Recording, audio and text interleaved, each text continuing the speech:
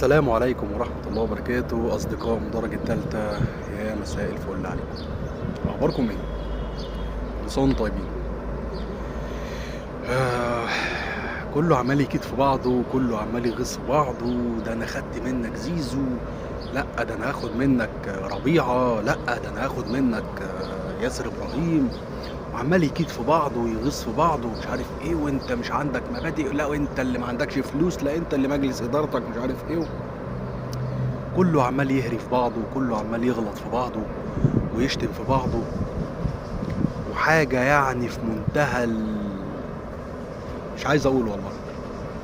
بس انا ليا وجهة نظر، يعني انا ليا وجهة نظر في الموضوع ده. انا بقول زيزو مش هيمضي للاهلي. ازاي؟ انا بقول لكم زيزو مش هيمضي للاهلي. لا، اصل هو طلع تأشيرة امريكا. طب ايه المشكلة ما يطلع تأشيرة امريكا؟ هو مفيش غير الاهلي الوحيد اللي هيلعب في كاس العالم؟ لا، في فرق عربية على فكرة كتير هتلعب في كاس العالم، فرق أوروبية. يا عالم زيزو ما يلعبش يعني في فرق أوروبية؟ لا، يلعب في فرق أوروبية. ايه المشكلة؟ فريق زيزو جاي من فريق في بلجيكا، كان فريق محترم، يعني كان لعب في أوروبا والراجل متعود على أجواء أوروبا. ايه المشكلة؟ ممكن هيكون يلعب مع فريق من أوروبا، ايه المشكلة يعني؟ عادي خالص. أصل طلع تأشيرة أمريكا، ما في فرق عربية هتلعب كأس العالم، اشمعنى الأهلي يعني؟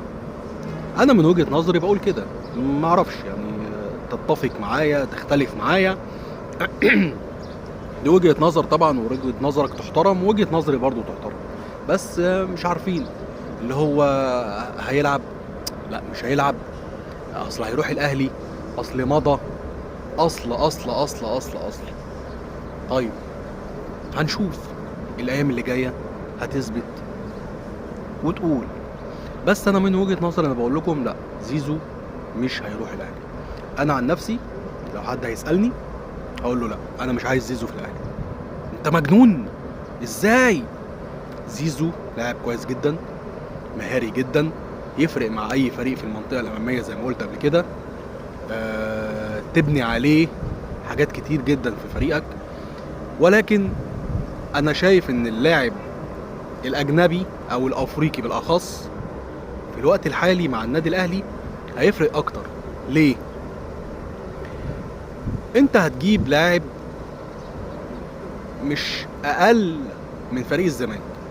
فريق الزمالك فريق كبير جدا، فريق محترم جدا جدا، كل الناس عارفه كده، وفي لعيبه كويسه جدا جدا. اصل معلش يعني في مصر مين هيلعب غير اهلي وزمالك؟ مع احترامي طبعا لكل الفرق الباقيه، بس مستوياتهم اقل بكتير من الاهلي والزمالك، وده طبيعي. فانت هتدور على مين؟ كبيرك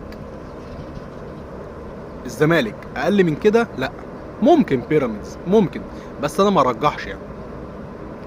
ف انت هتجيب لاعب من نادي الزمالك، يا عالم هيستحمل ضغط الجمهور ولا مش هيستحمل؟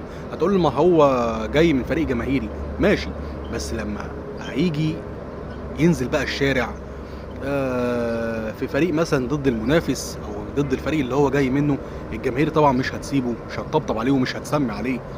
فلا، انا شايف ان اللاعب الاجنبي لا يعرفك ولا يعرفه، ما بيفهمش اصلا عربي، فهيلعب وهيديلك في الملعب. انا عن نفسي كوتيسا اقوى مرشح للنادي الاهلي كجناح.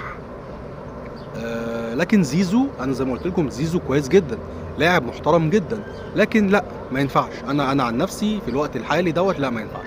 ممكن يطلع يحترف بره سنه ولا حاجه، يخف الضغط دوت من عليه ويرجع تاني، لكن يجي خبط لزق كده لا.